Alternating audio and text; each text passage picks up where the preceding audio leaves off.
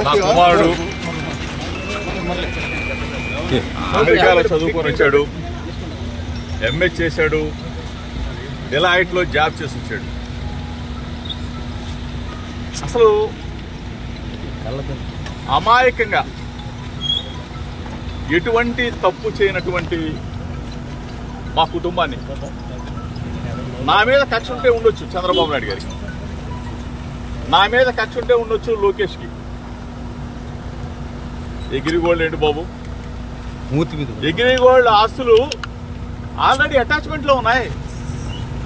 మొట్టమొదటిసారిగా నేను మీడియా ముందు మాట్లాడుతూ ఉన్నాను. మొట్టమొదటిసారిగా ప్రభుత్వం అధికారంలోకి వచ్చిన తర్వాత మొట్టమొదటిసారిగా మీడియా ముందుకు వచ్చారు. ప్రభుత్వం ఏదైనా మంచి చేస్తే మంచి చెప్దామని చెప్పి అనుకున్నాం. కానీ ఈరోజు ఎగిరిగోల్డ్ భూములు ఏంటి, ఆల్రెడీ అటాచ్మెంట్లో ఉన్న భూముల్ని ఎవరన్నా కొంటారా? అటాచ్మెంట్లో ఉన్న భూములు, అది కూడా 2300 గజాల భూమి. ఆ 2300 గజాల భూమిని ఈనాడు పేపర్లో పబ్లిష్ చేసిన తర్వాత మా బాబాయ్ గారు, నా కుమారుడు ఏ విధంగా అయితే మనం కొనుగోలు చేస్తామో అట్లానే కొనుగోలు చేసి రిజిస్ట్రేషన్ చేసుకున్న తర్వాత అది మళ్ళా వేరే వాళ్ళకి అమ్మటం జరిగింది. అంటే ఏ విధంగా అయితే మనం భూమి కొని అమ్ముతామో అట్లానే అది వాళ్ళు మా దగ్గర నుంచి కొనేటప్పుడు కూడా ఈనాడు పేపర్లోనే పబ్లిష్ చేయించుకొని, సర్వే చేయించుకొని, అధికారులు ఇచ్చిన రిపోర్ట్ ఆధారంగా సబ్ రిజిస్ట్రార్ గారు రిజిస్ట్రేషన్ చేసి వాళ్ళకి అప్పచెప్తే ఇంతకన్నా దుర్మార్గం ఎక్కడన్నా ఉంటుందా చంద్రబాబు నాయుడు గారు? దయచేసి నేను మిమ్మల్ని అడుగుతా ఉన్నా, నా మీద కక్ష ఉంటే నా మీద తీర్చుకోండి. అంటే అభం శుభం తెలియని నా కుమారుడి మీద, అమెరికాలో చదివి వచ్చాడు, ఎంఏ చేశాడు, డిలాయిట్లో జాబ్ చేస్తున్న నా కుమారుడి మీద మీరు ఈ విధంగా కక్ష తీర్చుకునే కార్యక్రమం చేయటం న్యాయమేనా, మీకు ధర్మమేనా అని అడుగుతా ఉన్నా. దయచేసి ఆలోచన చేసుకుని అడుగుతా ఉన్నా. ప్రభుత్వాలు వస్తూ ఉంటాయి, పోతూ ఉంటాయి. మీరు అధికారంలో ఉన్నారు, దయచేసి ఒకసారి ఆలోచన చేసుకోండి. మేము అధికారంలో ఉన్నప్పుడు మీ మీదకి దాడికి రాలా.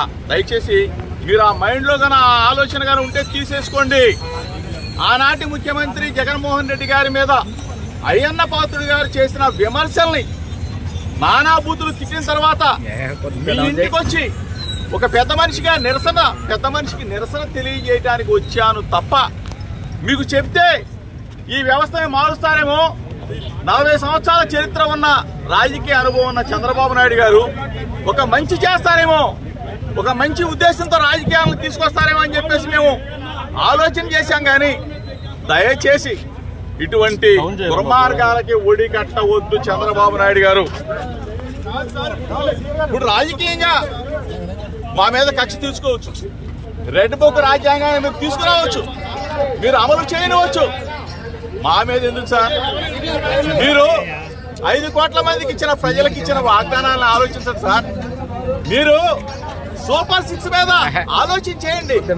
ఆ సూపర్ 6 అమలు చేస్తే అందరూ కూడా ఆనందంగా ఉంటారు.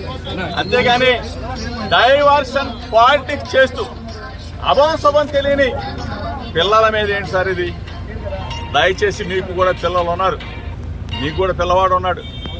మీ ఇంటికి మా ఇల్లు ఎంత దూరమో మా ఇంటికి కనపడట్లేదు.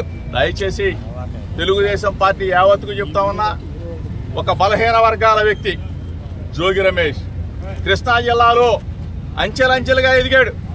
ఒక బలహీన వర్గాల వాడు, ఒక గౌడ కులస్తుడు ఎదిగితే హర్షించాల్సింది పోయి మీరు మా మీద కక్ష కట్టి మమ్మల్ని జైలు పాలు చేస్తే మీరు ఆనందం పొందుతారు. ఏంటి దుర్మార్గం? నిజంగా తప్పు చేసుంటే, నిజంగా మా కుమారుడు తప్పు చేసుంటే శిక్షించిన అదొక అందం. కానీ ఏమీ తెలియకుండా ఈ విధంగా చేయటం ధర్మం కాదు, మీకు న్యాయం కాదు. ప్రజలు చూస్తా ఉన్నారు. ప్రజాస్వామ్యవాదులారా, ఒక్కసారి ఆలోచన చేసుకోండి. నేను వస్తా విజయవాడ నడిబొట్టులో ఎక్కడైనా సరే రమ్మని చెప్పి అడుగుతా ఉన్నా. ఆంధ్రజ్యోతి రాధాకృష్ణ గారు ఎన్నిసార్లు రాస్తారండి? ఎన్నిసార్లు మీరు కథలు రాస్తారండి? జోగి రమేష్ మీద ఎన్ని కథలు రాస్తారండి? ఎన్ని వ్యాసాలు రాస్తారు సార్? ఈనాడు రామోజీరావు గారు లేరు పాపం, అయినా కానీ ఈనాడు పత్రిక పుంకాలుగా రాస్తాను జోగి రమేష్ మీద. నిన్న కూడా వచ్చింది సెంట్రల్ బ్యాంకులో అంట నేను హవా నడుపుతా ఉన్నానంట. సెంట్రల్ బ్యాంకులో అంట జోగి రమేష్ అంట ఎంఆర్ఓలను మారుస్తున్నానంట. జోగి రమేష్ అంట సిఐలు మారుస్తా ఉన్నానంట. జోగి రమేష్ అంట బూడిద మీద పెద్ద. అసలు ప్రభుత్వం మీదా మాదా?